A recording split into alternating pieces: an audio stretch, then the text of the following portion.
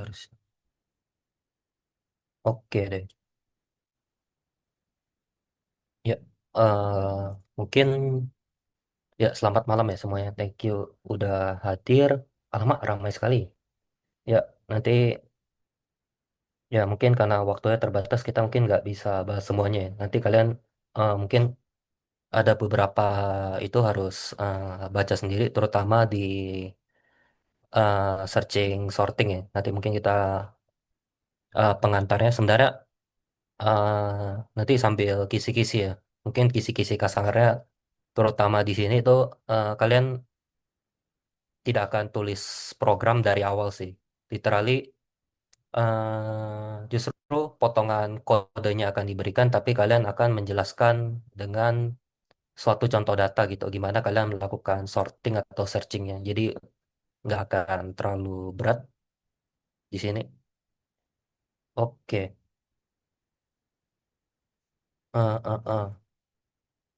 Nanti juga akan ada GitHub-nya, tapi aku belum, kayaknya semua file belum ke push deh. Nanti aku bakal ininya, bakal add ulang di sini. Tadi ada kesalahan.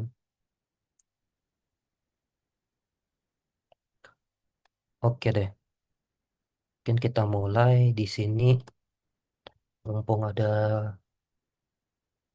nanti kita akan mungkin sambil diskusi ya. Mumpung ada juara catur di sini, Mac Klung ya. Oh iya betul, Ray McClung hadir. Aku juga penasaran performanya sih.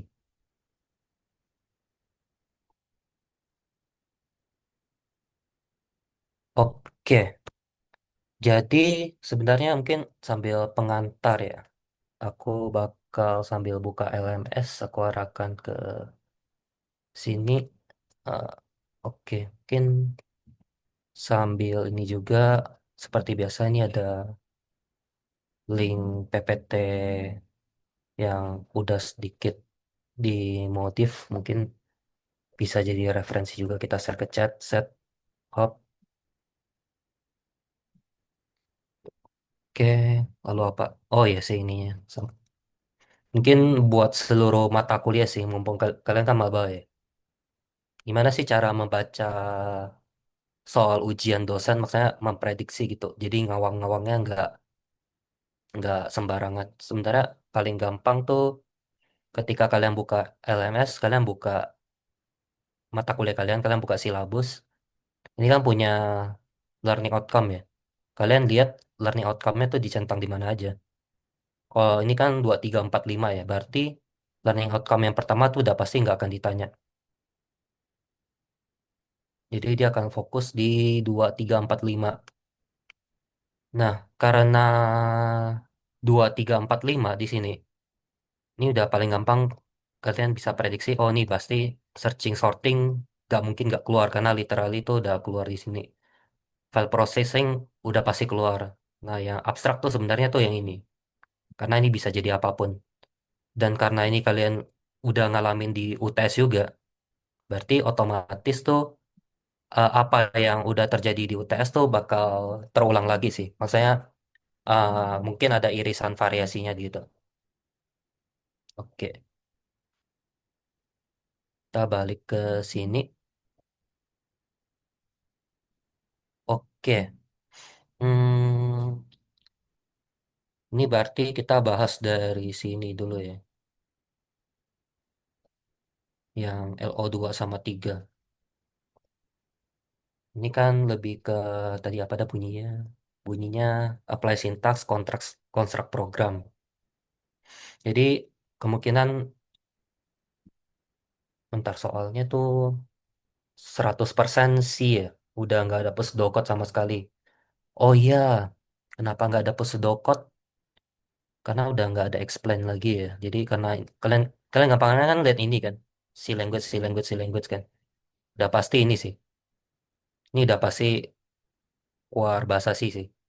Sama yang mungkin yang merasa labnya kemarin udah terkill, maksudnya udah eh, nilainya nggak bagus atau merasa kurang, udah usah sedih hati karena wawatnya sini 30% ya. Di sini 70%, UASnya bahkan uniknya nilainya lebih rendah dari UTS ya. UTS karena literal itu lebih tinggi gitu. Tapi masih bisa di carry sama literally itu gabungan assignment sama AOL kalian tuh udah setara UAS gitu. Jadi jangan lupa all out di sini juga. Oke. Oke. Ini kemungkinan besar di ujian akan keluar array untuk digital psikologi satu dimensi untuk CS murni dua dimensi di sini. Oke, karena representatifnya di sini mostly apa sih namanya CS murni, jadi PPT ini diperuntukkan buat si CS murni. Oke, mungkin yang bahasa Indonesia kayak ya ini sebenarnya uh, lead code problem ya, yang level easy di sini. Eh, bagi mungkin di sini juga ada kakak tingkat kalian ya si Michael Sutirta. Di sini apakah ini penting? Penting gitu. Maksudnya kalau apa sih kalau tes masuk pegawai kan biasa ada apa sih namanya? Ada tes potensi akademik ya, tes IQ. Nah, ini sebenarnya tes IQ-nya versi computer science gitu. Kadang ada yang lihat sintaks, kadang ada yang cuma lihat kalian logikanya tuh jalan gak sih di sini. Kayak di sini kalian bisa cari di sini diberikan sebuah matriks M kali N yang berisi kekayaan pelanggan di berbagai bank, yaitu kita akan cari kekayaan maksimal yang dimiliki oleh pelanggan terkaya di sini. Nah, kekayaan pelanggan adalah semua jumlah uang yang ada di bank mereka di sini. Nah, mungkin yang perlu kalian review tuh itu ya, pas yang materi matriks ini, cara bikin satu dimensi gimana, dua dimensi gimana sebenarnya representasi matriks di programming tuh kayak gini. Ini berarti si row pertama tuh kayak gini. 287, 713, 195 ini. Ini bank satu, bank dua, bank tiga. Ini pelanggan satu, pelanggan dua, pelanggan tiga. Berarti kayak misalnya aku buka di BCA, Mandiri, BRI gitu. Oke, ini berarti matriks 3 kali 3 ya contohnya, ya.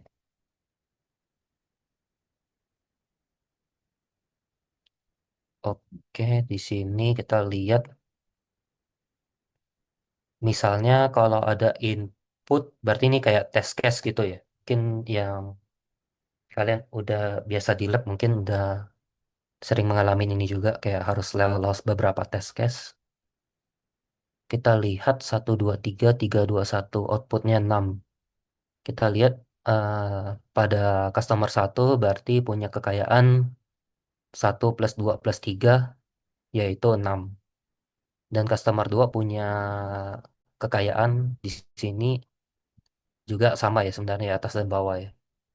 Karena semuanya punya kekayaan sama berarti returnnya sama. Kalau kita lihat yang kedua tuh udah mulai berbeda ya. Customer satu 6, 2 10, 3 8. Maka kita akan pilih yang 10. Lalu yang ketiga sini kita lihat 10 17, 10 11, 19 10 5 15. Berarti yang paling tinggi ini ya, 287. Kayak gitu. Eh, kok berulang-ulang terus bentar. Nanti matrik. Nanti kalian tinggal ini aja. Oke. Contoh, ya ini cuma contoh tadi. Oke. Langkah-langkahnya tentunya kita harus buat satu variabel ya di sini yang untuk menyimpan si yang paling tinggi di sini, si Maxwell-nya. Lalu kita akan looping. Jadi skill looping jangan lupa ya buat di review. Lalu kita akan looping setiap bank untuk pelanggan. di sini dan kita akan terus tambahkan ya untuk setiap pelanggan yang berbeda. Jika kekayaan sekarang melebihi si Maxwell yang udah pernah tersimpan, maka kita akan update juga gitu. Ya, time complexity sebenarnya nggak usah kalian pelajarin ya. Itu nanti ada di data structure dan ADA sini, space dan time ya. Oke, nah di sini berarti kan kita, oh ya ujiannya, aku nggak salah harus bikin function sendiri ya, aku lupa. Kalau biasa kan nanti kalian bisa bikin function sendiri ya di tulisnya. Jadi Maxwell kita desain ke nol di sini, kita akan looping ya di sini ya. Dan melihat si, bentar, coba kita ke ini aja. Hop, ini ya current well berarti sama dengan nol, berarti kita akan looping sesuai si account size-nya di sini berapa. Nah, nanti sesuai si ininya, tergantung banknya kan akan ganti-ganti sesuai pelanggannya ya. Nanti setiap pelanggan tuh akan ditambahkan current wealth-nya. Nah, tapi setiap ini loopingnya kalau ada yang di ada si ini ya account atau si pelanggan yang lebih kaya, maka dia akan di ini update nilainya. Oke, kita coba. Mm-mm.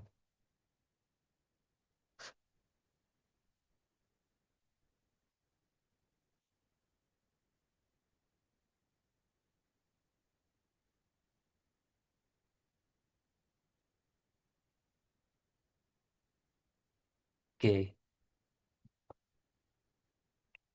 kita lihat ini yang sama kayak test case tadi ya. Ini karena nanti eh, akan terus dibandingkan ya. Kalau ini tetap yang paling tinggi maka nilainya tuh nggak akan diupdate. Tapi pada kondisi ini pertama-tama berarti nanti dia bakal ini kan men-set current wealth-nya ke first customer kan. Tapi nanti seiring dengan looping berikutnya di sini dengan ini ya si row baru ya. Nanti itu dia bakal ngebandingin dengan ini. Kalau ini lebih tinggi maka akan diupdate kayak gitu. Oke. Ah, ramai sekali. 91 berarti udah se- separuh populasi gak sih? Oke. Coba kita tanya calon mahasiswa berprestasi kita. Hmm, Meclung. Eh, kok hilang namanya?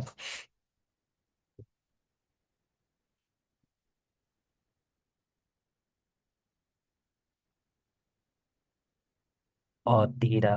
Oh, sudahlah. Gimana? Ada yang mau bertanya di sini?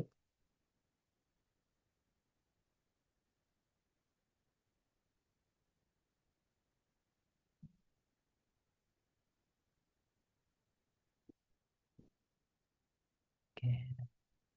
Banyak sekali yang tidak ku kenal.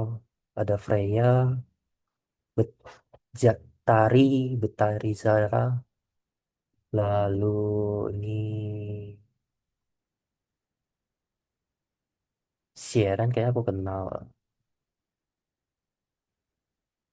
Tidak, literally. Ah, tadi ada. Di atas si Raja Catur. Mecelung ada di sini. Aman?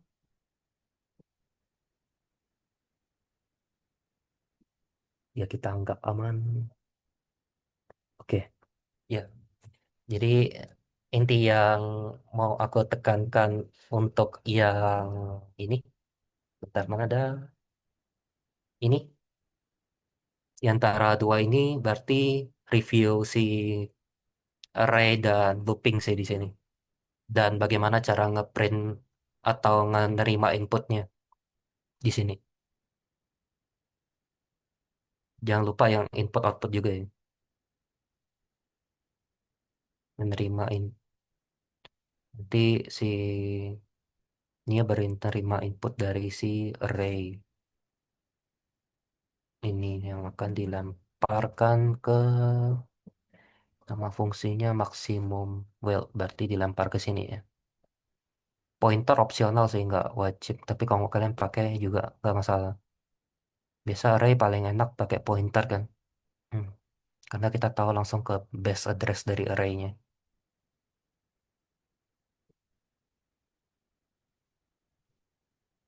Oke deh, sepertinya aman.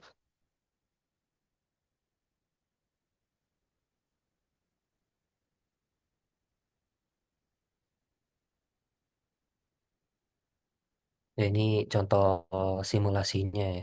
Yang ini di keep max weight-nya tetap 17 karena kita tahu dia udah paling tinggi. Jadi kalau kondisi yang ini berarti ini udah nggak berlaku ya, if ini. Hmm. Oh ini berarti ada function, ada looping, ada array dan decision ya.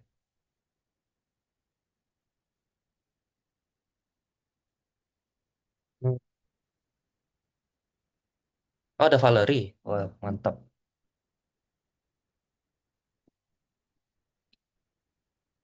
Ya berikutnya program validasi username dan password. Untuk computer science akan bermain di string, untuk digital psikologi akan bermain di digit. Jadi string manipulation nggak diuji di digital psikologi karena kayaknya lebih rumit. Jadi yang digital psikologi lebih ngetes itu ya, angka aja gitu untuk sistem validasi kayak gini. Ini berarti kan ada lebih ke itu ya, apa sih? Pengecekan nggak sih kalau misalnya if username dan password sama maka sebenarnya ini kayak awal kalian kan berarti ya. Kalau udah sama berarti loginnya berhasil gitu.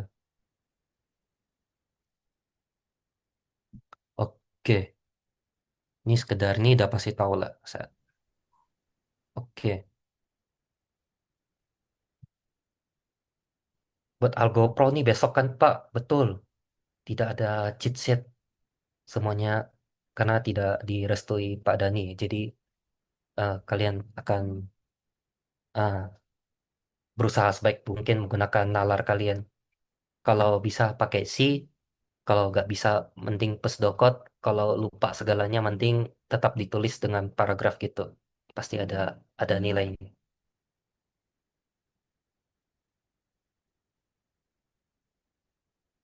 Oke,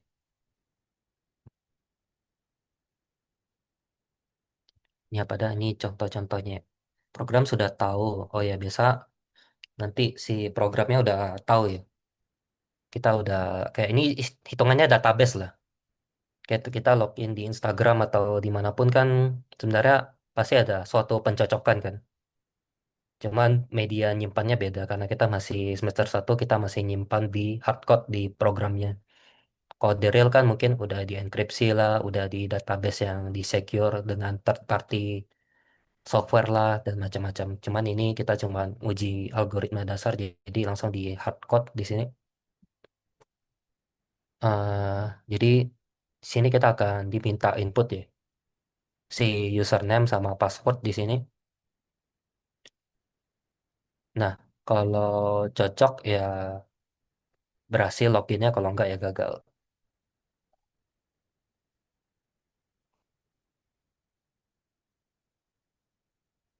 Oh ya ini string compare. Pembanding string ini fungsi ini kalau bisa kalian review juga. Berarti kan membandingkan dua teks ya. Jadi cara panggilnya ya ada pembanding satu dan pembanding dua gitu. Misalnya ini yang di hardcode, ini yang si input user. Nah ini juga ini nge-returnnya. Kalau sama biasa hasilnya nol ya. Kalau beda mungkin biasa bilangannya lain. Sebenarnya tergantung cara programnya juga mendingan. Tapi karena ini library bawaan berarti kita ikutin yang ini.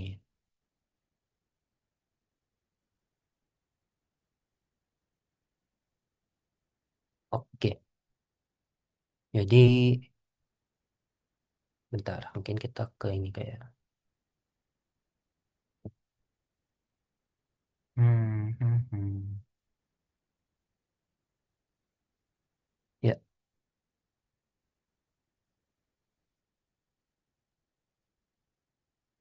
Hmm, kayaknya ini ketinggalan deh sama stringnya. Nanti kalian bisa, nanti mungkin aku tambahin dulu kayaknya. Oh ini udah ada. Sip. Oke.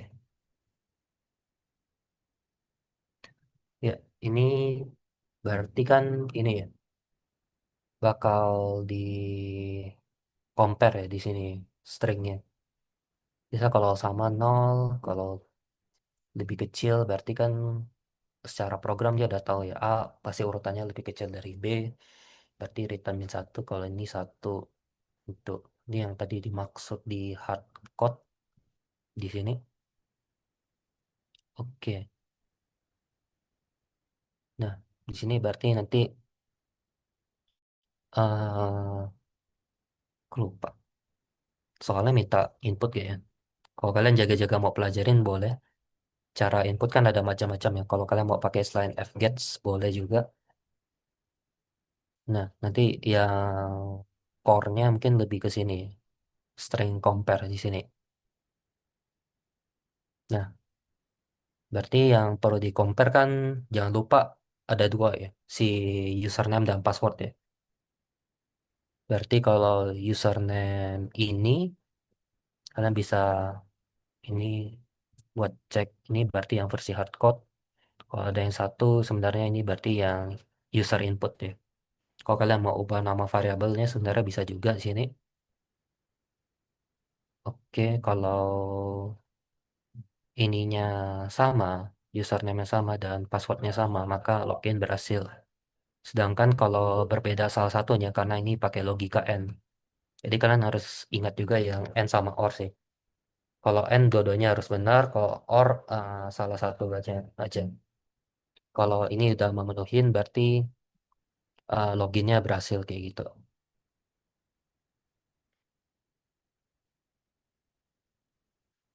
Oke, gimana kira-kira ada yang mau ditanyakan? Tidak pasti bikin error.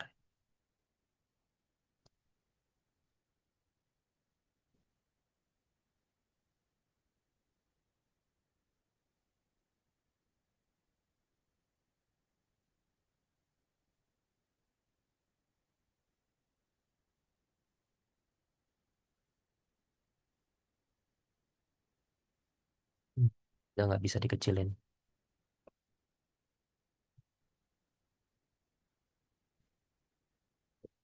Ntar aku lupa tadi apa. Hub.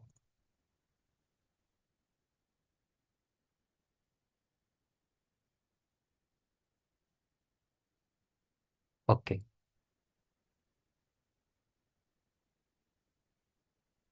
kalau beda, oke.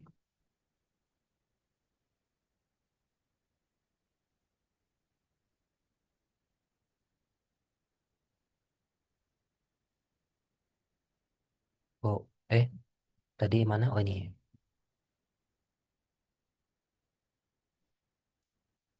Oke, berarti gitu ya. Nih berarti kalau ada misalnya bukan CC tapi ABC berarti salah di sini. Nah, berarti dia akan fail ya.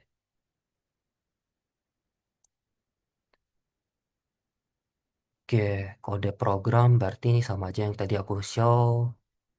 Yang harus di mungkin ingat buat ujian pertama, simpan data ini username password, minta input dari user, nanti ya perlu compare bandingkan.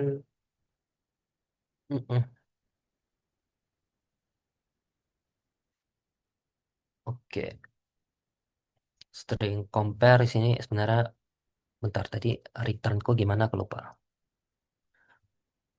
Oh ini ya biasa ya.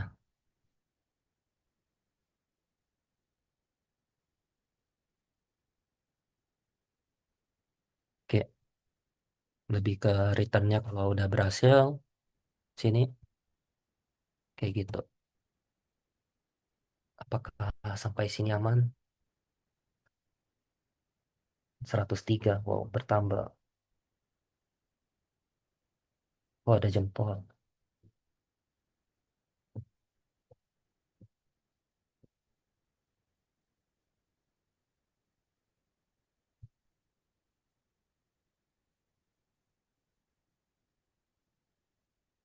Oke, mantap. Mm-mm-mm. Oh, ada cair, mantap. Ya, untuk semester depan aku akan ketemu dengan computer science di bagian laboratorium digital psikologi di teori dan lab ya, data structure. Jadi semangat buat semester depan.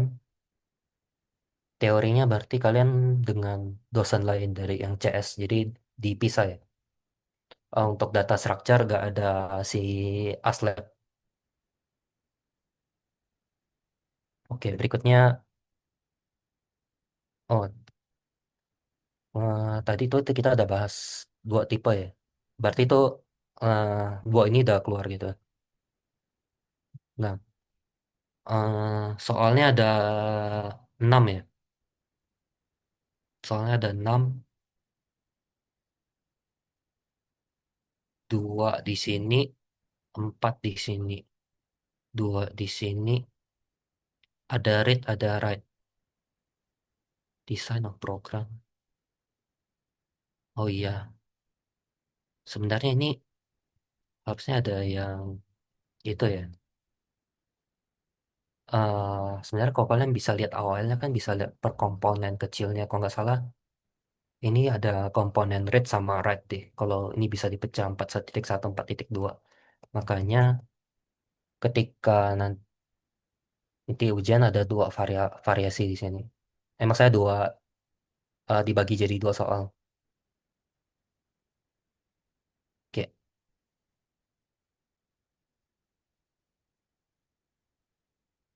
tapi kali ini kita gabungin jadi satu karena biasa ini sebenarnya kan bisa review dari awal kalian ya, bisa membaca input, bisa menuliskan output deh kuncinya. Tapi di sini ciri khas yang perlu diperhatikan adalah struct ya. Penggunaan struct akan diterapkan dan akses atribut dari struct akan ditanyakan. Oke, kita ambil judge studi kasus dari lead code sebenarnya ini yang divariasikan dengan TXT file ya. Jadi mungkin ini ya mungkin investor pemula menghadapi masalah diberikan harga saham selama 8 hari sekian 32650347. Pertanyaan mungkin nih anggap saham gorengan ini ya, hari apa dia harus membeli, hari apa dia harus menjual dan berapa keuntungan maksimum yang bisa didapat di sini. Nah, jadi jangan mengikuti logika ini buy high sell low kayak gini. Jadi logika dasarnya kan ya kita beli pada saat rendah lah, jangan apa sih orang FOMO lemas, harganya high malah kita beli. Kripto lagi hype, habis Timothy Ronald ngomong sesuatu malah kita beli. Nah itu namanya itu ya cuman FOMO dan jadinya kita beli tinggi, habis orang-orang jual rendah baru malah kita jual. Oh itu udah rugi berarti. Jadi sebisa mungkin kita ingin beli pada harga terendah tapi kita jual di harga tertinggi di sini. Tapi penting sini kita tidak bisa menjual sebelum membeli. Berarti ada time series gitu. Selagi indeksnya bertambah, kita nggak bisa jual dulu baru beli gitu. Nah, berarti kan kita harus ini ya, mengatur ini harga ya. Berarti habis tiga kita lihat dua. Mungkin kita tahu ke depannya bakal ada ini ya, harga ini terendah pertama, lalu ada terendah kedua.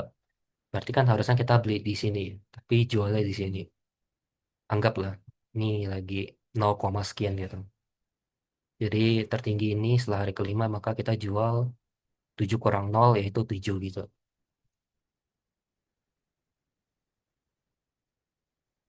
Nah, di sini akan ada struct untuk menyimpan data.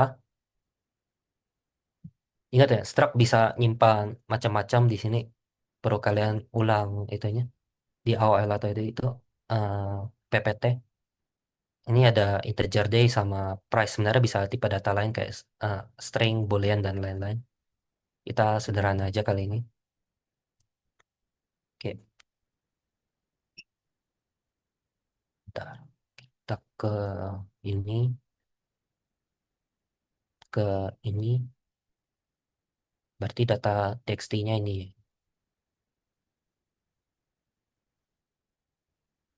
Lalu kita tadi mana ada nih. Ini sih yang pertama kalian harus pelajarin buat ujian tuh cara baca input file. Oh iya, sekedar info ini ya. Karena kalian udah ngerjain awal juga, pasti kan ini panjangnya bukan main kan. Yang jadi pertanyaan, apakah aku harus nulis sepanjang ini? Tidak ya. Jadi nanti soal ujiannya tuh bakal kasih bolong-bolong, kalian tuh bakal itu apa sih namanya ngelengkapin doang. Jadi akan ada bagian core-core dari code yang eh, hilang, kalian disuruh lengkapin gitu. Nah, jadi kalian menurut kalian mana lah yang penting kalian bisa eh, pelajarin konsepnya dan catat yang mana yang penting. Misalnya, tentunya file ini kita harus bisa membedakan mana yang write, mana yang read lah ya. Write, read dan write. Iya. Berarti kan simbol ini sangat-sangat penting kan. Atau cara baca variabel, atau cara mengakses ini ya. Ini kan sebenarnya kita punya struct stock ya. Struct stock kita di sini udah ubah menjadi data. Data ini kita sudah berarti bisa mengakses si atributnya yaitu day. Kayak gitu. Jadi bisa mengakses si price. Ini buat indeks berarti time series-nya akan bertambah hari ke hari. Ini buat mencatat harga si saham di hari itu gitu di sini. Jadi kayak gitu.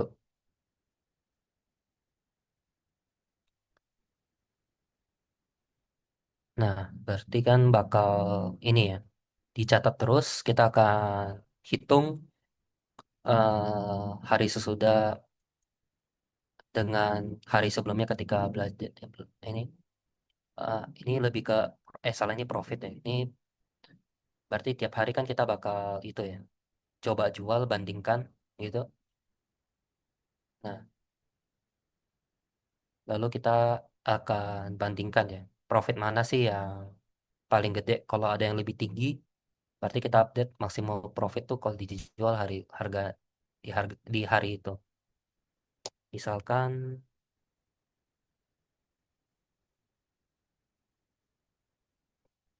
mana ada, kok nggak bisa geser ya? Bentar.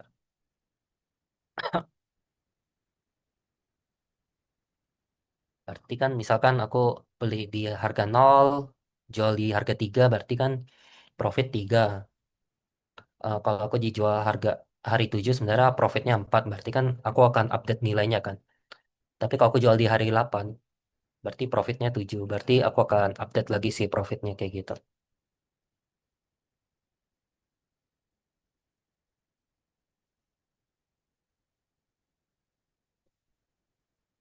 Oke,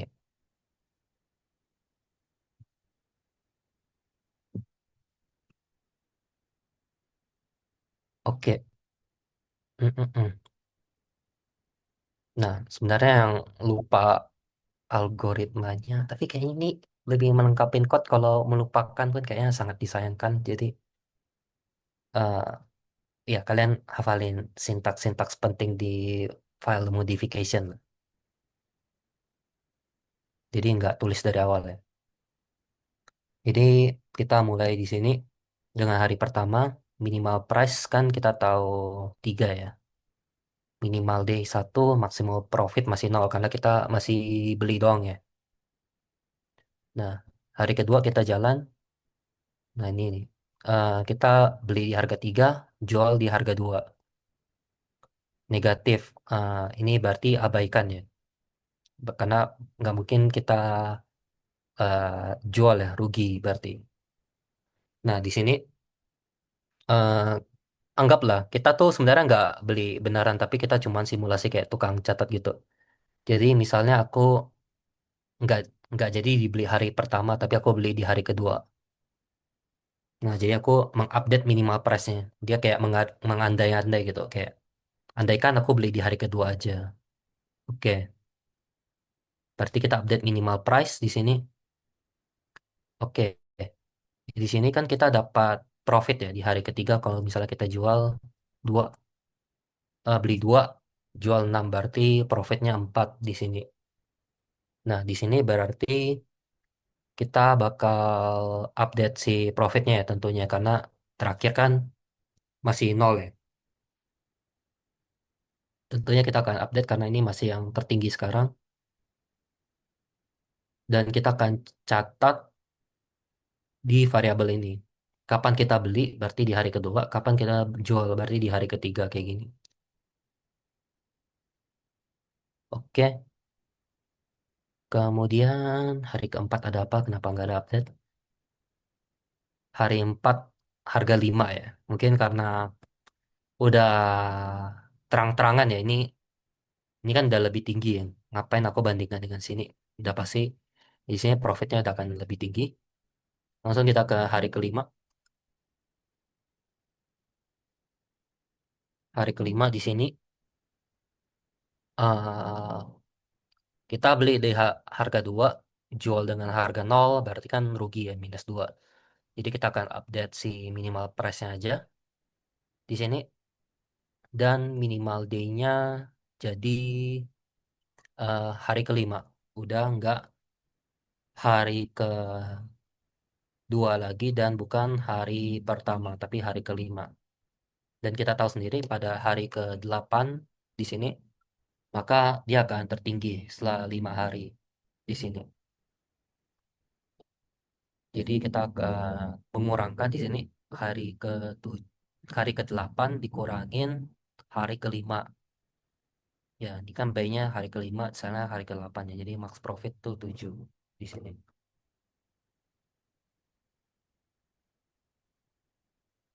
Oke,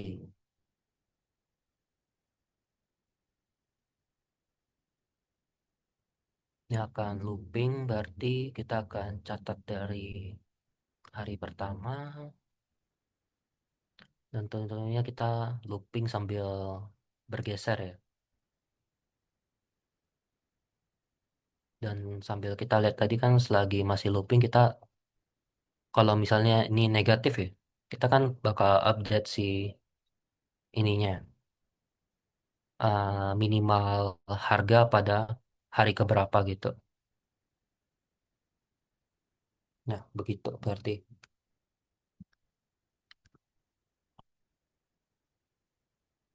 Lalu jangan lupa kita perlu tampilkan di output kayak gini. Berarti kita kalau input kita bakal panggil file di sini. Ini mungkin file pointer sini.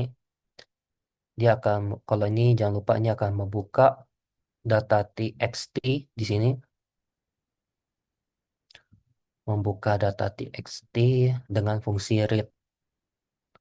Kalau ini akan membaca summary txt dengan fungsi write. Oke.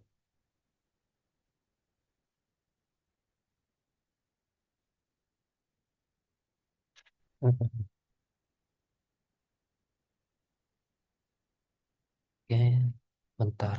Sini kan aku nggak punya. Coba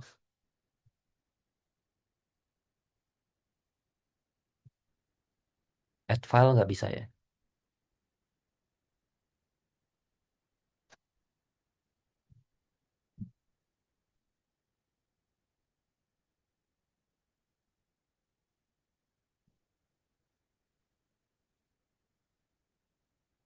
Hmm.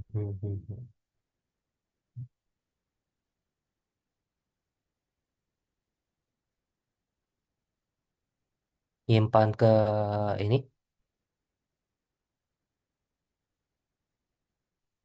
Kalian tinggal cari summary.txt.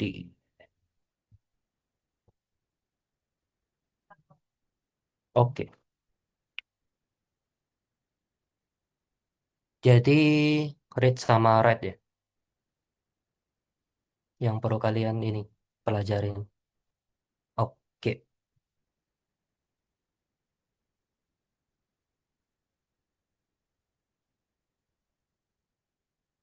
mungkin sampai sini aman.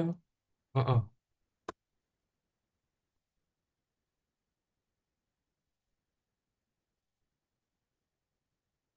Oke, yang berarti perlu dipelajarin tuh membaca data dari file, menyimpan data ke struct array,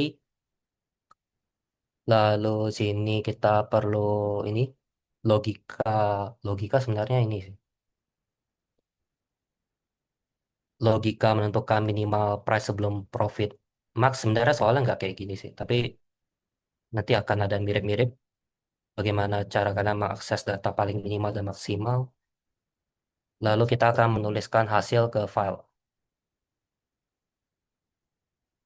Oh ini yang kasus no profit kan berarti yang negatif tadi. Oke, sampai sini apakah aman?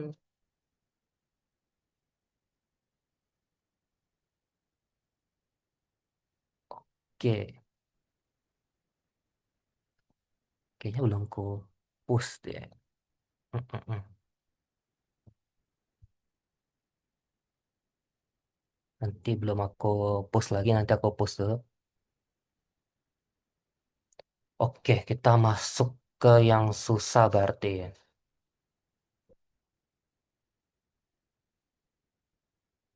Sini, sort sama search di sini. Untuk yang GoPro besok. Eh, aku udah baca kan? Bentar, dari PM. Apakah recursion keluar juga? Keluar berarti di sini.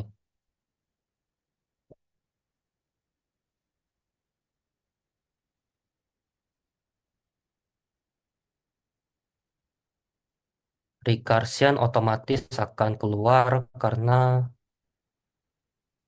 di sini ya, di merge sama quicksort tuh dia akan manggil fungsinya sendiri kan.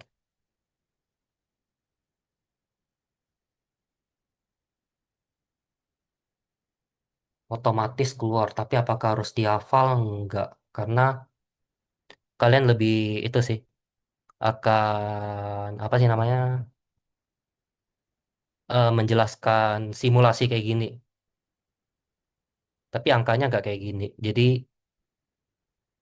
akan diberikan ini, tapi kalian harus bisa menjelaskan bagaimana proses dari kodenya gitu. Gimana, kebayang nggak? Wah, ada yang bergerak. Agel. Oke deh.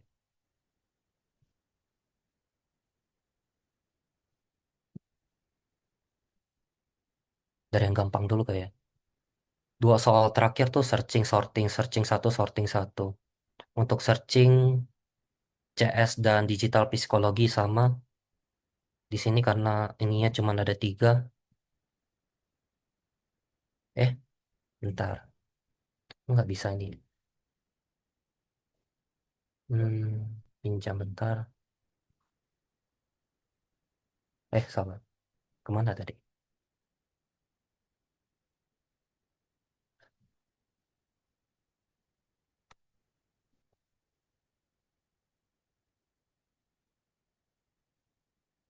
Oke.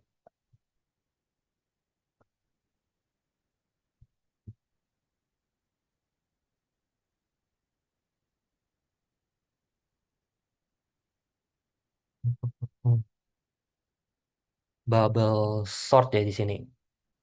Berarti kan sebenarnya, oh pentingan pakai ini gak sih?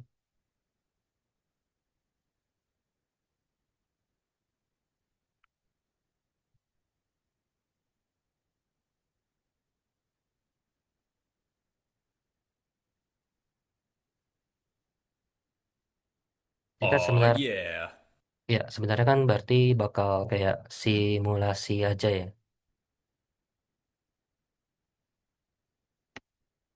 Elements and checks to see if they're in Ya order. seperti gelembung nanti dia akan bergeser ke atas terus-menerus apabila angka dia lebih tinggi dari sebelumnya kayak gitu. If not, these elements are switched, then the next pair of adjacent elements is compared, and we continue on in that pattern until all elements are in order. While using bubble sort, I like to imagine that our collection is filled with water. Heavy things like rocks, sediment will sink to the bottom. Anything light, such as air, wood, bubbles, anything light will float to the top. Here's an array of 9 unordered elements. We will use bubble sort to manually sort these elements in ascending numeric order. Alright, so I reset this array. We're going to perform a total of 9 laps, but don't worry, I'll fast forward through this footage. So let's just walk through the first few steps. We will compare these first two adjacent elements. We'll check to see if the first element is greater than the second element. If it is, Kalau iya maka we will move to the ditukar video. But the video in the Java playlist on how to swap variables, I think it's a pretty good video. ya But I'm karena di that move program this dia butuh satu wadah ya buat taruh ya. Kayak bertukar cairan gitu. Jadi dia butuh wadah ketiga buat tukar si elemennya. variable within temp into the spot that one was in, Kalau ini berarti nanti 8 ke sini, 9 geser, 8 ke sana. Kayak gitu terus. the previous element. Okay, so then we will check these next two adjacent elements. This first element is greater than the second element, so we will move our first element into temp, move the second element to where element one show you. Ya, Izin ya Pak. jadi kan bakal kelemahannya waktunya lama banget ya. Ya, ini kalian akan belajar di ADA, dia time complexity-nya ON kuadrat di sini. Ya ini cuma sisanya codingnya. Oke,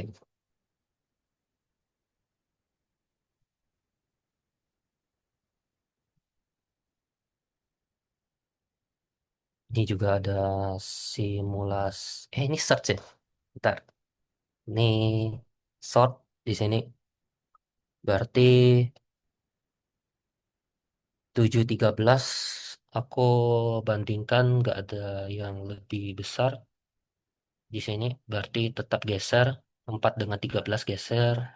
13 dengan 17 masih lebih kecil, tidak perlu bergeser. 17 dan 15 perlu geser. 9 dan 17 perlu geser di sini. Tapi kita lihat di sini belum sortir, maka kita perlu iterasi kedua seperti ini dan seterusnya. Sampai 5 iterasi. Berarti kayak ujiannya kalian dikasih ini, dikasih angka berantakan, kalian cara sortirnya tuh bisa gak kalian simulasikan kayak gini. Itu yang diuji. Kemudian berikutnya selection sort di sini. Berarti di sini agak beda, kita akan cari minimum end element.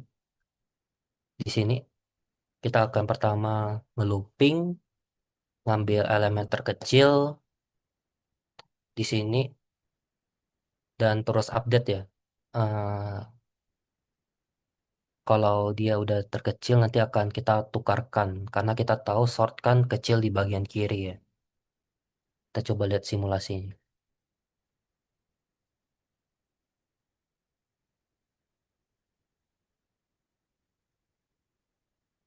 Today we're going to learn. Kayaknya ini lebih bagus. Hey everyone, it's me again, and in-place comparison sorting algorithm that keeps track of the minimum value during each iteration, and at the end of Karena ini ada minimal berarti perlu variabel ya. Ini variabel karena swapnya kita nggak detailin berarti sebenarnya di sini berarti ada variabel ketiga kan. Ini anggap aja langsung kalian bisa bertukar gitu. each iteration, all we do is swap variables. How I like to imagine this is that let's say that our array is a bunch of different closed boxes, and each box contains a number, and they're all out of order. So what we'll do is we have a flashlight too, because we're in the attic and it's really dark. So we have a flashlight. We will open each box beginning with the beginning of our array, and we'll take a look at the value inside. Okay, 9 is a fairly small number, I guess, right? So we will move this value to some temporary storage. We'll keep track of the index of the minimum value. 9 is the new minimum. Let's open the next box, and holy crap, it's a 1. 1 is a really small number, so that will be the new minimum. Then we'll open the next box, which is an 8. 1 is still less than 8. Let's move on. The next box is 2, 7, 3, 6, 4, and 5. 1 was the minimum value during this iteration, and we need to move this value to the place that we started during this iteration, index 0. So we'll have to do some good old variable swapping. So we will take 9, place it within some temporary storage, then take 1 and place it where 9 was, then take 9 and place it where 1 was. And that is the first iteration. Let's move on to iteration 2, and we'll clear min and temp. Okay, so this portion is done now. We're not worried about it. This is the new beginning of the next iteration. And well, 9 is a low number, I guess. We'll move that to min. But 8 is even lower than 9, so we'll move that to min. Holy crap, it's a 2. 2 is the new min for sure. And then Ya, we berarti kita just repeat akan this tiap process over iterasinya and mencatat yang terendah ya. over again. 2 is the current minimum of this iteration. 1 was the minimum of the first iteration, but we're not concerned with that. It's already sorted. So we need to move 2 to where we began this iteration at index 1. And currently there's a 9 in there, so we're going to evict this 9, place it within some temporary shelter, take 2, place it within where we started at index 1, then take 9, place it where 2 was. And that is the second iteration.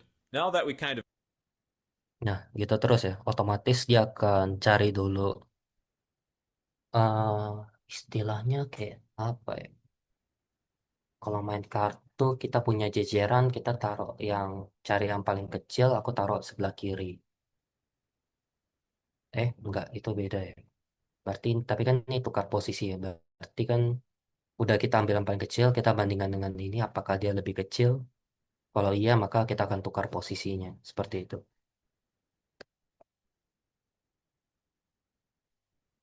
Oke,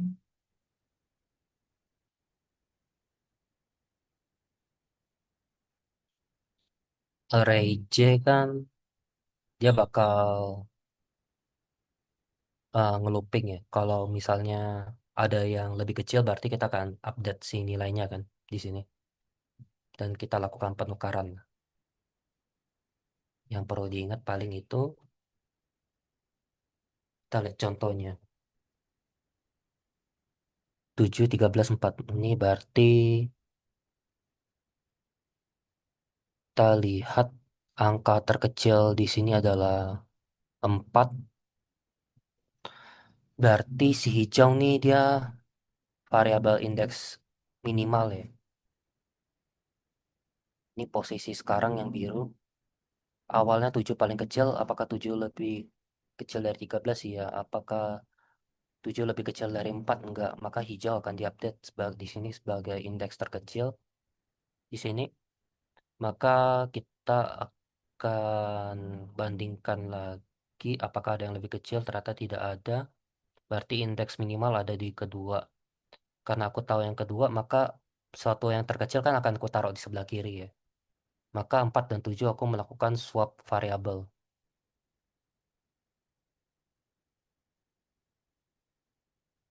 Mm-mm. Indeks males kan kondisi sekarang berarti kan si 0 ya.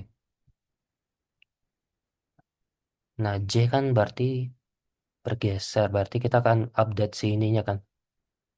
Posisi 4 jadi ke 0 kayak gitu. Nah, enaknya cara ini kalau dilihat kan ada warna baru ya, oranye ya. Warna oranye tuh berarti kita tidak usah melihat dari sisi kiri oranye gitu. Berarti kalau udah 4 selesai aku nggak perlu lihat seterusnya. Yang oranye-oranye ini. Karena kita udah tahu dia udah pasti yang paling kecil. Oke, di sini ini. Kemudian kita punya 13 di sini.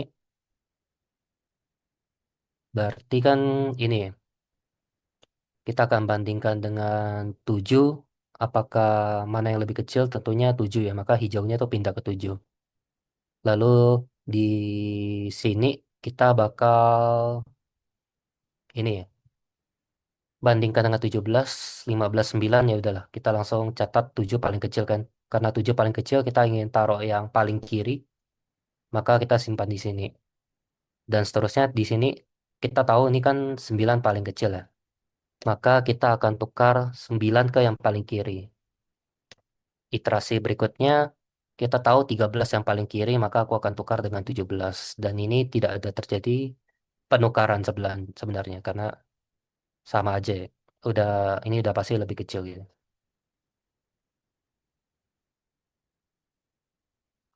Oke, berikutnya insertion sort ya. Berarti kan kita coba cari. Kok nggak salah ini yang kartu remi bukan sih?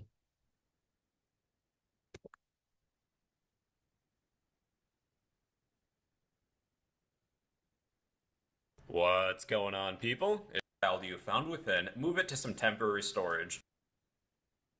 Relax, and well, sort. Now, what we do with insertion sort is that we begin at index 1. We take the value found within, move it to some temporary storage, like a variable named temp, to temporarily hold it.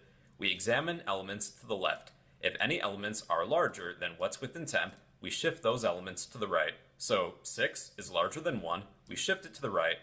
If it's less than whatever's within temp, we stop, or until we run out of elements. So we have run out of elements, we take this value found within temp and place it at this opening here. That was the first iteration. Let's move on to iteration 2. Take this value, place it within temp, examine the elements to the left. If this element is greater than temp, then we shift it to the right. It's not, so we stop here and place this value back where it came from. So that was the second iteration. Iteration 3, take this value, place it within temp, examine the elements to the left. If they're greater than 4, we shift them to the right. 7 is larger than 4, shift it. Akan terus nanti 2 geser ke 7. Oh enggak, ini berarti bakal dibandingkan terus ya. Kalau masih lebih gede kita akan shifting di sini karena ini udah lebih kecil maka dia akan ditempatkan di sini. Berarti 2 akan shifting ke ini 467 geser ke kanan. 2 simpan 467 geser ke kanan, insert 2. 9 karena sebelahnya udah lebih kecil nggak usah. 8 nanti akan bergeser satu kali tukar dengan 9 di sini. 5 yang akan shifting adalah 6 7 8 9 bergeser ke kanan masing-masing dan 5 masuk sebelum 6 ya. Terakhir 3 maka yang akan shifting adalah 4 5 6 7 8 9 baru tiganya masuk. Ya, oke. Berarti kan kita bakal ini ya ngebandingin dengan si ini ya kan deretan sebelumnya kan. Nah, mm-mm. Oke. I misalnya satu, I kurang dari N adalah jumlah data, I plus plus akan bertambah indeksnya satu. Key adalah array satu, array I. Array I adalah, key adalah array I. Berarti kan pada saat itu ya, anggaplah yang kuning berarti. J itu I kurang satu. Berarti kan pada saat ini adalah I sama dengan satu. J adalah nol. J adalah yang berwarna biru. Kemudian jika J lebih dari nol, lebih dari sama dengan nol, dan array J lebih dari key, array J lebih dari key, berarti kan J yang biru tadi. Karena 60 lebih dari 40, maka kondisi ini terpenuhin. Kondisi ini membuat J array pada nol plus satu itu sama dengan array J. Berarti aku isi array dengan indeks 1 itu adalah si 60 di sini. Kemudian J sama dengan J kurang 1. J sama dengan J kurang 1. Berarti kan pada saat ini nol. Nol kurang min 1 berarti tujuan ini berarti mengeluarkan dari looping. Loopingnya selesai. Hanya sekali.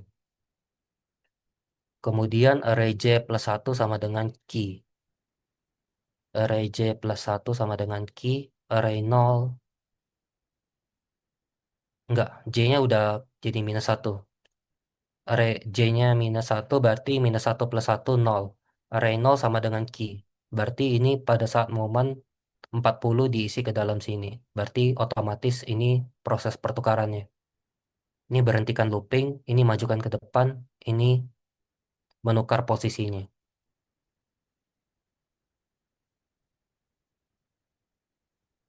Gimana? Apakah cukup jelas? Untuk kisi-kisinya digital psikologi, bubble sort selection atau insertion, salah satu ini, eh, dua metode yang dibandingkan di antara tiga ini untuk computer science gabungan intermediate dan simple. Jadi satu simple, satu intermediate.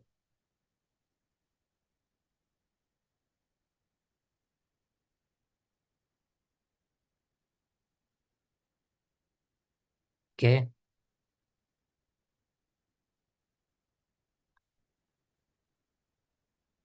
berarti pertukarannya gitu ya. Apa itu? Izin bertanya, untuk sorting dan searching, jika kita hanya menjelaskan iterasi itu, recursive sorting, queue sort, merge, atau semuanya, Pak? Bentar, pertanyaannya aku baca lagi. Yang kita hanya bakal jelasin iterasinya itu yang ada recursive atau semuanya.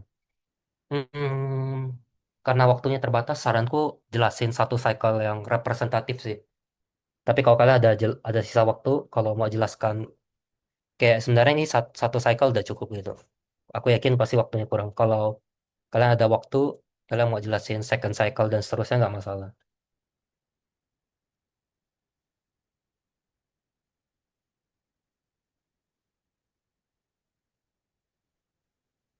Mm-mm.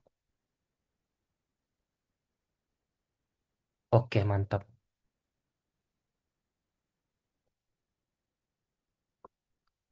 Oke.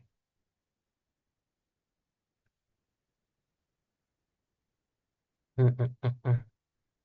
Berikutnya kita ke quick sort ya. Udah jam 8. Sekarang tadi jam 7. Oke.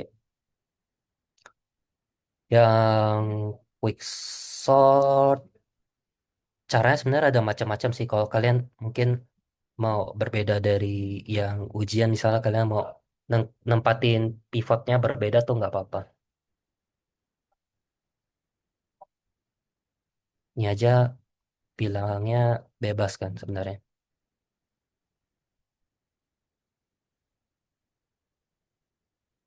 Hey, it's your bro. Hope you're doing well. And in this video, I'm going to explain the quicksort algorithm in computer science. Yep. So sit back, relax, and enjoy the show. All right, quicksort. Here's how quicksort is going to work. We need an array or some other type of collection. I have a simple unordered array. What we do is that we'll pass our array as an argument into a quicksort function.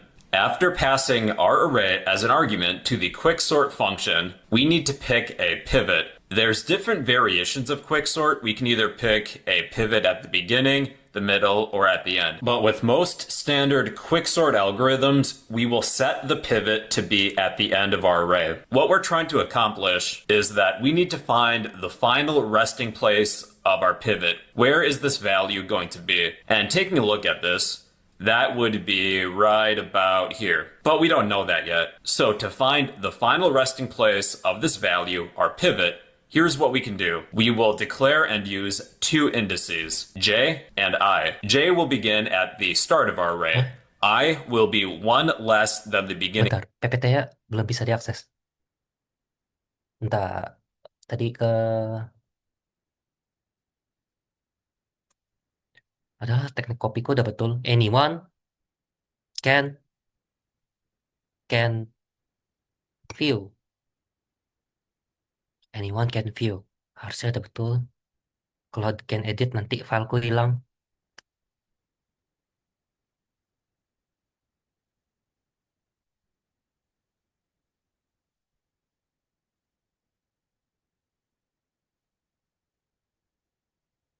of our array, and that's going to be important later. And we'll need the help of a temporary variable so we can swap some values. All we're doing Ini berarti dia pakai pivot di sebelah kanan ya. Paling ujung. Bisa, sebenarnya bisa ujung, bisa sini. Bebas ya. is checking to see if the value at j is less than our pivot. If it's greater than our pivot or equal to our pivot, we ignore it. 8 is greater than 5, we ignore this value, and then increment j by 1. So during that last iteration, I did not come into play yet, but it will this round. Again, we check to see if this value is less than our pivot, which it is. What we do now is increment I. Then what comes next is that we swap these two values, I and j, and we'll need the help of a temporary variable. So take the value at I, assign it to temp. Take the value at j, assign it to I. Take the value within temp, assign it to j. Then we can move on to the next iteration. Increment j. We check to see if the value at j is less than our pivot, which it is. If that is the case, we increment I, swap these two values. We'll repeat this process until j reaches our pivot. Then we can move on to the next step.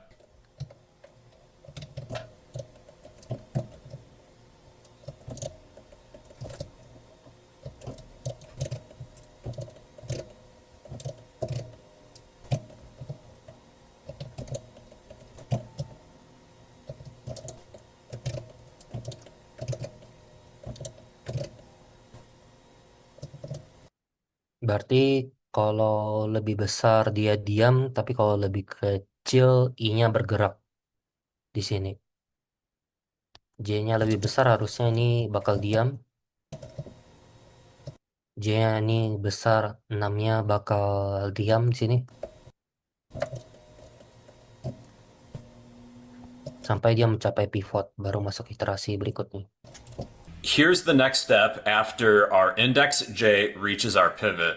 We now know where the final resting place of our pivot is going to be. It's I incremented by 1. So we will increment I, then swap. Kalau dilihat, udah mulai kebentuk ya polanya. Objektifnya tuh pivot tuh sebagai titik tumpu buat melihat ini ya. Sebelah kiri dari pivot pasti akan lebih kecil, sedangkan sebelah kanan lebih pivot akan lebih besar dari dirinya sendiri. Kalian lihat kan deretan ini kan lebih kecil ya dari ini ya. Jadi itu dia bakal memecah jadi dua ya. Mirip mirip-mirip dengan merge sort sih di sini. Pembagian-pembagian gitu. The value at index of I with the value at our pivot. Our pivot is now within the correct place.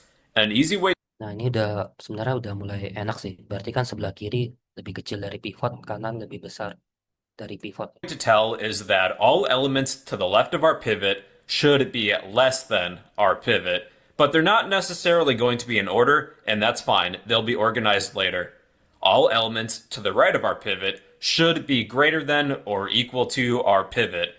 And like I said before, they probably will not be in order. The important thing is that elements to the left should be less than our pivot. Elements to the right should be greater than. That's how we know the pivot's in the correct place. Now the next step, we're going to create two sections, two partitions. The first partition will be all the elements from the beginning of our array up until our pivot, but not including the pivot. And our second partition will be all the elements after our pivot until the end of our array. Quicksort is a recursive algorithm. We need to pass these. Nah, ini otomatis rekursifnya di sini sih, karena kita akan panggil ulang kan.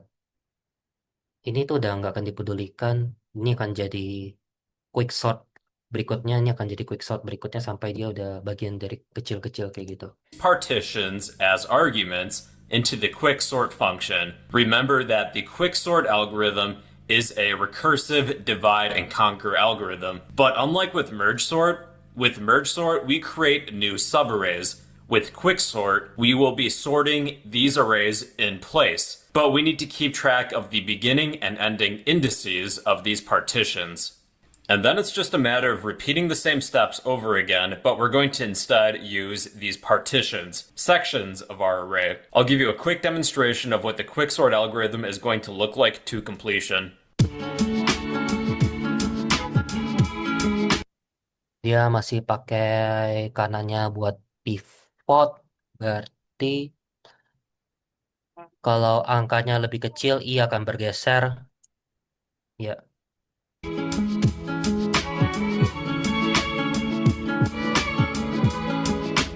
J masuk. Ketika angkanya lebih besar, dia akan skip. Maksudnya dia akan tetap maju aja dan I tetap berada di tempat.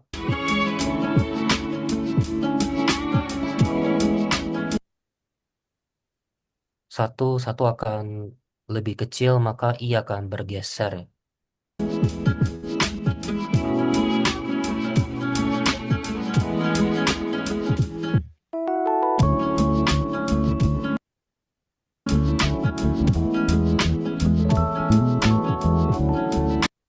Dan bertukar dari I dan J di sini. Kalau udah pivot, berarti nanti ya mereka akan bertukar posisi.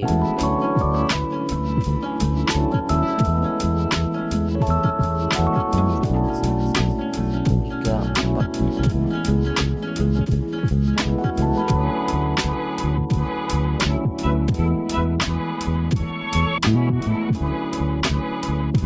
Dua lebih besar dari pivot, maka akan bergeser I-nya.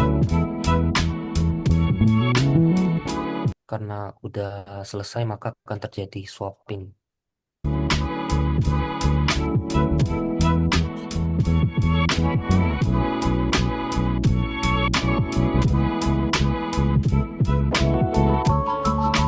Satu. Oke.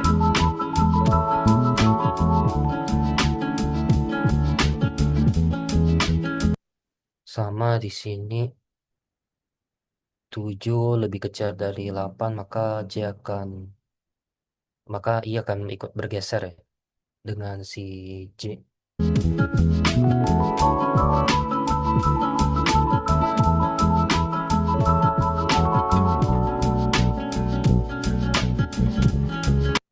Oke, 9 lebih besar, J-nya akan bergeser, I-nya tetap di tempat.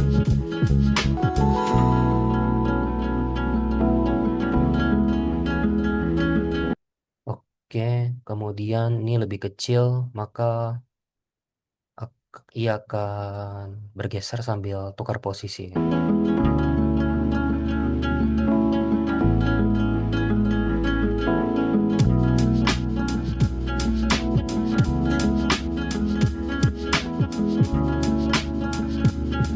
Karena J udah di pivot, ia akan maju dan 8 tukar 9.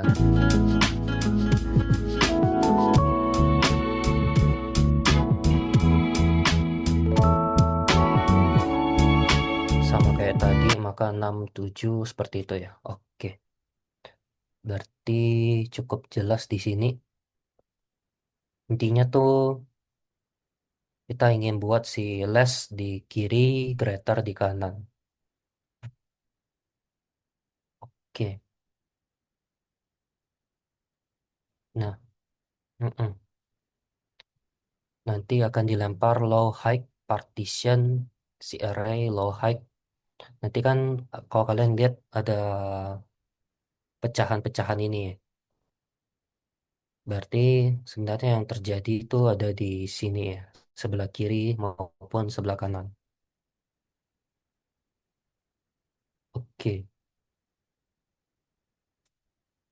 nah ini terjadi pertukaran di sini. Kalau ini dia mengambil pivotnya sebelah kiri ya, kebalikan dari contoh tadi. Kita akan lihat pivotnya di sini ada di 7, low di 0, high ada di 5 di sini. Dan kita akan cek logikanya. Tadi kan lebih besar diam ya. Kalau ini berarti kebalikannya gak sih? Oke, J adalah low plus 1. J adalah I sama dengan low.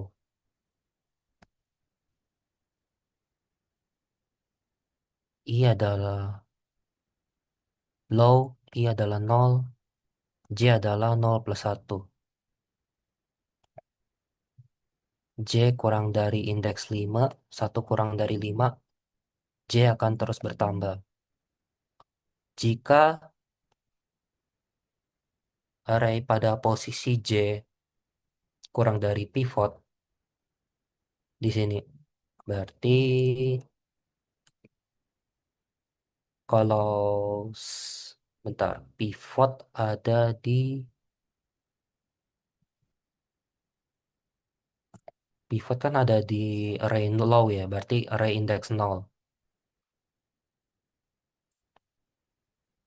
yaitu nilainya 7.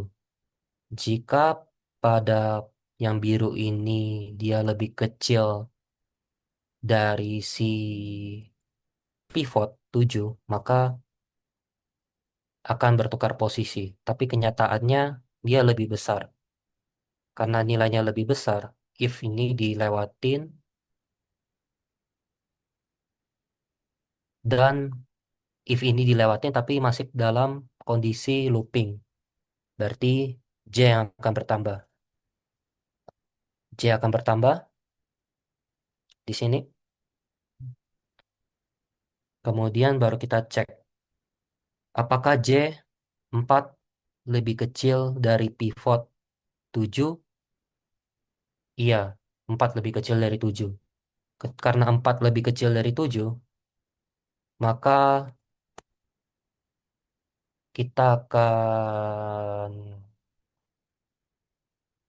ini menambah posisi I-nya di sini.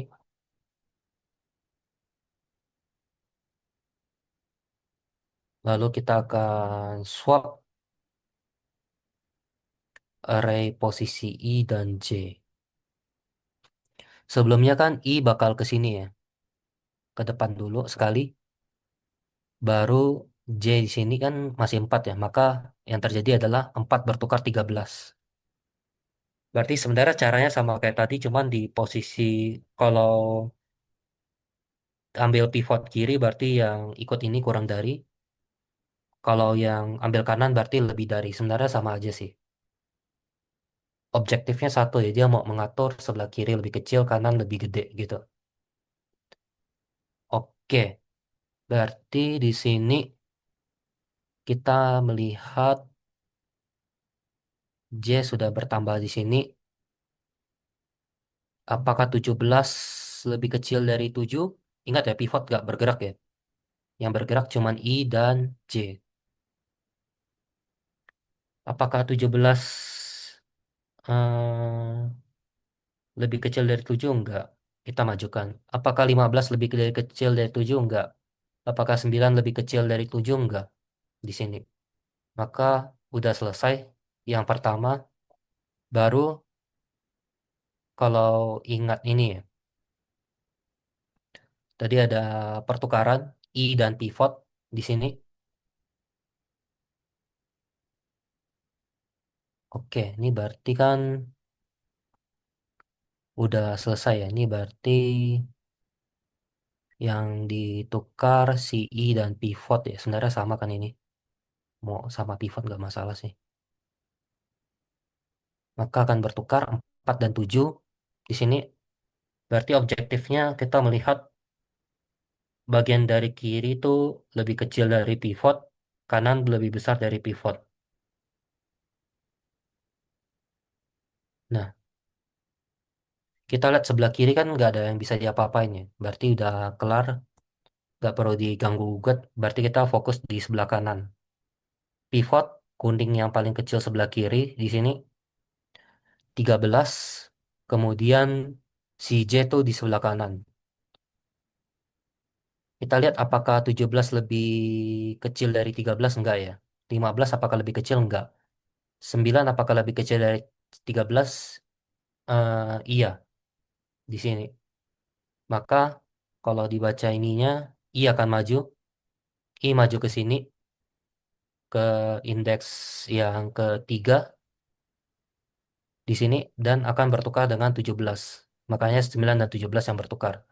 Karena kita udah sampai looping ke 7, maka indeks ke I dan pivot akan bertukar.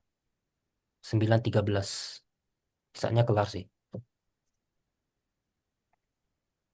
Ini nggak terjadi pertukaran ya. Gimana? Apakah aman? Mantap. Sepertinya sangat aman.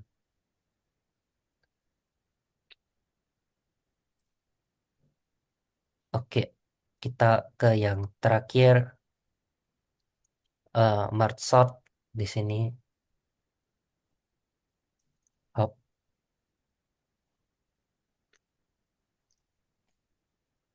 And enjoy the show.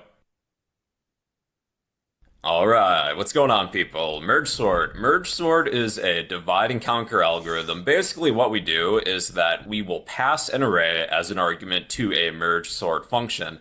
This function is going to divide our array in two. We have a left array and a right array. These will be subarrays, and we will copy the elements over from our original array to our two new subarrays.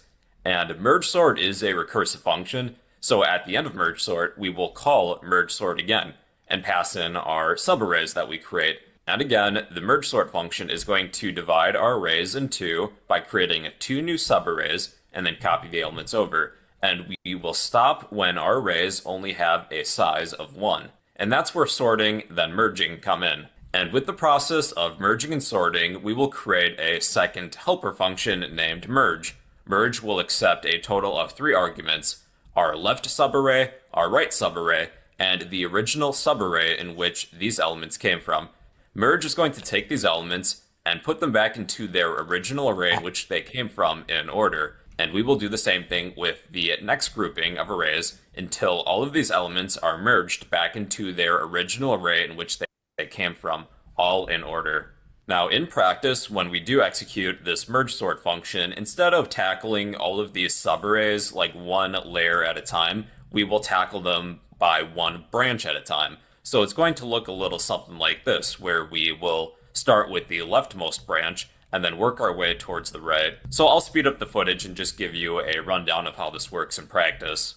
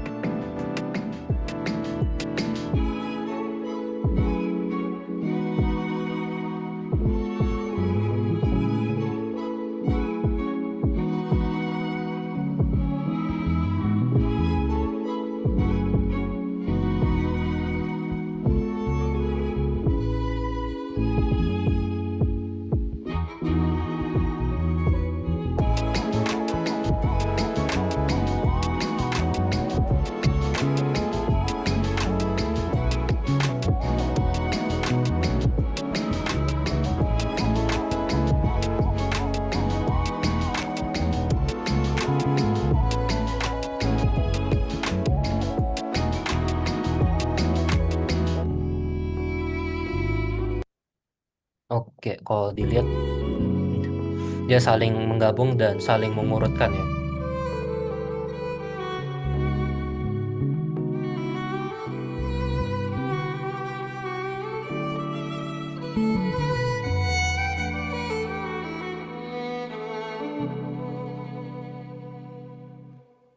And that, ladies and gentlemen, is the merge sort algorithm. The merge sort Oke, tadi time complexity. Ya, dia n log n ya. Karena log n tuh sebenarnya di sini di matematika computer science bukan 10 log n tapi 2 log n karena kita selalu membagi yang menjadi dua. Jadi komputasi waktunya tuh jauh lebih cepat ya dibandingkan yang n kuadrat bubble sort seperti itu. Oke, tentunya kita akan menggunakan ini ya, bagian sebelah kiri kanan ini bulatkan ke atas, kalau nggak salah, atau ke bawah ya. Nanti kalian bisa cek. Ini berarti nanti akan bagi dari sisi kanan dan kiri, dan nanti akan di merge di sini. Kalau ada yang value-nya lebih besar, maka dia akan bertukar posisinya di sini, gitu. Nah, jadi dia akan merge di sini, digabungkan, nanti akan masak dulu ya 2, nanti bandingkan 5 dan 4, yang mana lebih kecil, 4, baru 5, baru 6, dan seterusnya seperti itu. Oke, mantap. Mungkin itu ada yang mau bertanya?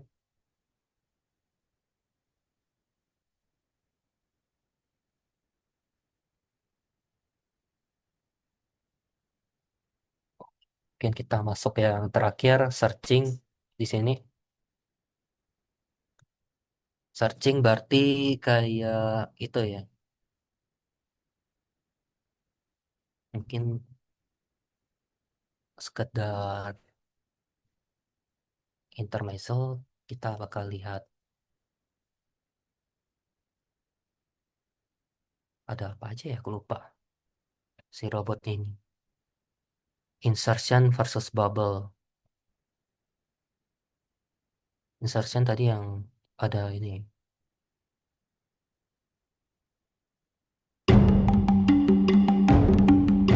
Oh, ini seru sebenarnya. Ada linknya juga ya.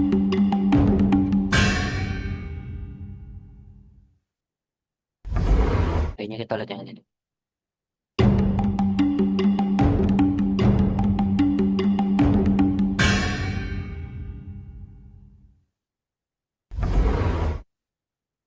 Let's assume the left half of our input somehow miraculously gets sorted.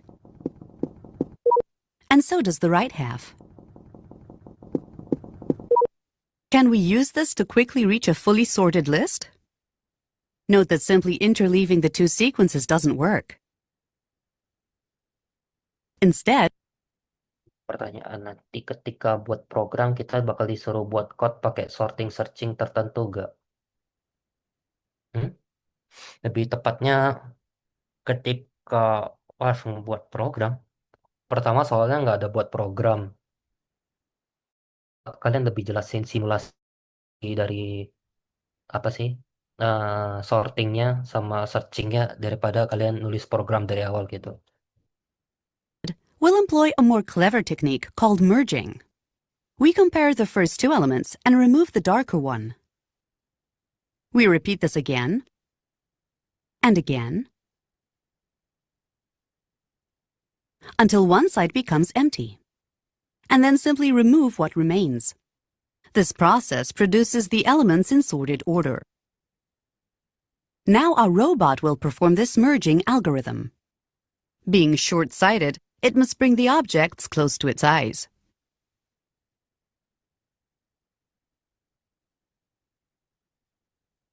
When merging is done, the balls are pushed back to the bottom shelf, and the sort is complete. Now let's get back to a random permutation. To perform the merge algorithm, we need the two halves to be sorted. Instead of relying on miracles, we'll sort each half ourselves. We'll do it using merge sort. We'll split each half in half again, and again, until we reach sequences of size 1. Tuh, These are kayaknya earphone udah mulai habis.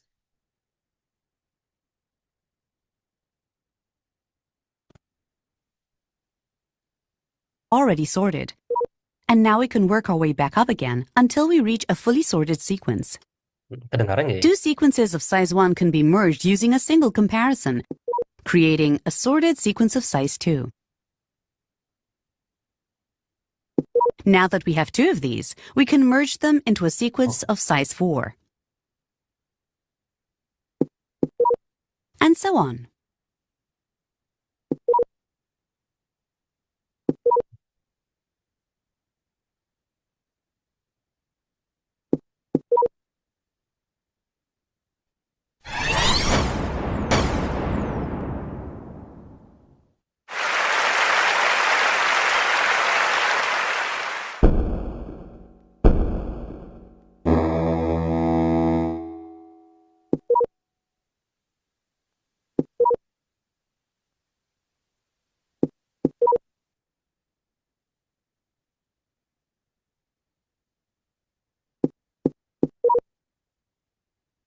Berarti dia bagi dua ya, sebelah kiri, sebelah kanan dulu.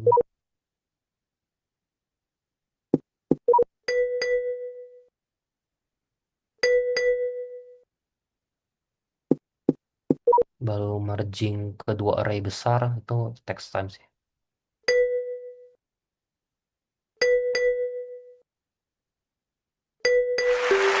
Quicksort ya. Main pivot tadi lebih cepat, tergantung Both kondisi. robots performed 19 comparisons, but Quicksort did it more efficiently. MergeSort spent about 7 seconds moving elements from shelf to shelf. Kayaknya ketika This approximately explains the time gap. udah end game sih, end But gamenya jadi lama Quicksort's victory karena was yang partly due dibandingkan to banyak banget luck. ya. The first pivot it had randomly chosen split the row almost evenly. This is the optimal split. Its subsequent choices of pivots were lucky too. In the next round, we'll see what happens when Quicksort is unlucky. Berarti MergeSort, on tergantung the di other hand, deretannya makes no juga. random choices. Its performance is only affected by the initial permutation. The last one turned out to be easy. In the final merge, for example, 2 balls remained on the left side, and there was no need to compare them with anything. Next, we'll choose a permutation that will make MergeSort work harder.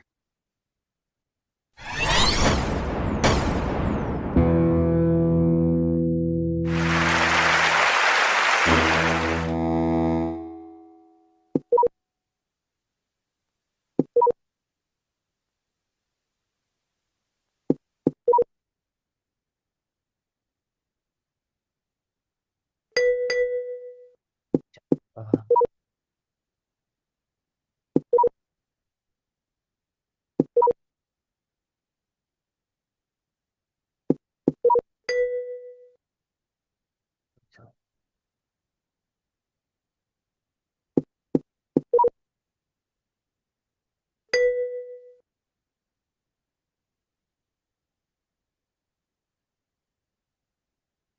worst case scenario. Berarti merge sort bisa lebih cepat.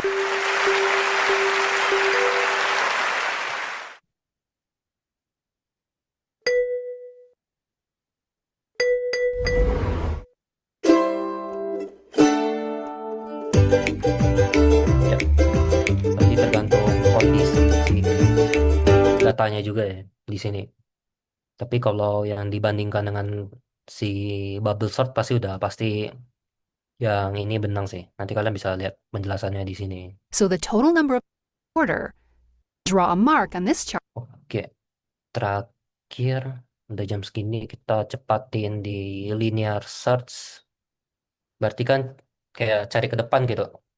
Misalnya mau cari maksimal, minimal atau ini cari 26. Berarti dari ujung ke ujung gitu. Sama kayak kalian mungkin ujian baca buku catatan teman. Kalau orang yang mencatat kan pasti ngerti ya. "Ah, aku ingat pas pertemuan ini aku taruh di halaman berapa. Jadi aku buka halamannya tuh literally cepat gitu. Tapi kalau kalian fotokopi catatan teman tapi kalian baca ulang, pasti lihat bacanya kayak linear search kan dari depan ke belakang. Nah, binary search tuh ini cepat tapi ada kondisi. Dia harus sorted. Gampangannya di ujian kalian lihat soalnya udah sorted atau belum. Kalau udah sorted berarti binary search pasti lebih cepat di sini. Nah, ini udah kayak ngambil titik tengahnya di sini. Nanti bakal ini ya, dicari misalnya ini cari apa? Angka 7. 7 kan pasti lebih kecil ya. Maka kita udah fokus ke bagian kiri gitu. Seperti itu. Tinggal ini kan, low per high bagi dua itu middle.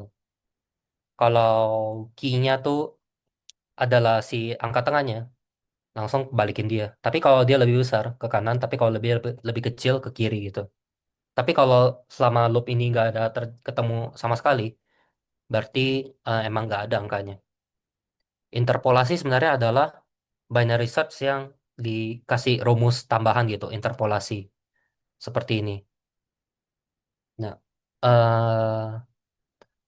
berarti nilai midnya tuh udah nggak min max bagi dua gitu, tapi ada rumus interpolasi kayak gini, min plus ya kayak gini lah ya. Ki apa yang kita cari, x min tuh berarti indeks minimal, maksimal indeks maksimal, max min tuh pada saat indeks minimal dan maksimal tuh angkanya berapa sih? Enggak ya, itu indeksnya ya, max min tuh indeksnya, sorry sorry. Ini berarti kayak mid sama dengan nol plus ini ya, kita lihat. Ini kan key yang kita cari tuh find 26. Berarti key adalah sama dengan 26. 26 kurang X min. X min tuh pada nilai paling minimal berapa? 10. Kali indeks maksimal 9 kurang 0. Berarti 9. Lalu di bawahnya tuh adalah X max kurang X min. 44 kurang 10. Kayak gitu. Nanti dapat 4,23. Ini berarti dia bulatkan ke bawah ya. Berarti kan pilih aja 4. Kita tahu 26 lebih kurang, kurang dari 2, 26 kurang dari 27. Maka kita akan fokus di sebelah kiri kayak gitu. Ya, ya paling gitu aja selesai. Apakah perlu mengingat kode untuk sistem sorting atau hanya konsepnya? Tidak perlu diingat, jadi hanya konsepnya aja. Jadi kalian bisa mensimulasikan kalau misalnya aku kayak kasih kasih kasih ini nih, aku kasih angka sebenarnya kalian bisa jelasin nggak sih? Atau ini aku kasih angka kalian bisa jelasin nggak sih sama yang tadi tadi di sini sih, gitu. Di ujian tuh udah dikasih ini, jadi kalian nggak usah hafal ulang. Tinggal kalian bisa mensimulasikan nggak dan menentukan ada dua algoritma mana yang lebih baik gitu. Gimana? Apakah sampai sini aman? Mm-mm. Mantap sekali. Pak izin, kita perlu paham semua variasi searching, so- sorting, atau salah satunya, salah duanya jawabannya. Jadi untuk yang digital psikologi dari tiga ini akan dibandingkan dua. Kalau yang computer science akan satu simpel, satu intermediate yang dibandingkan.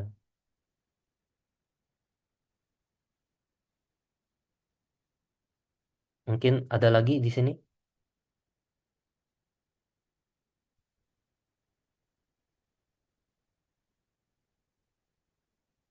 Gimana Ray? Apakah kamu mau bertanya Ray?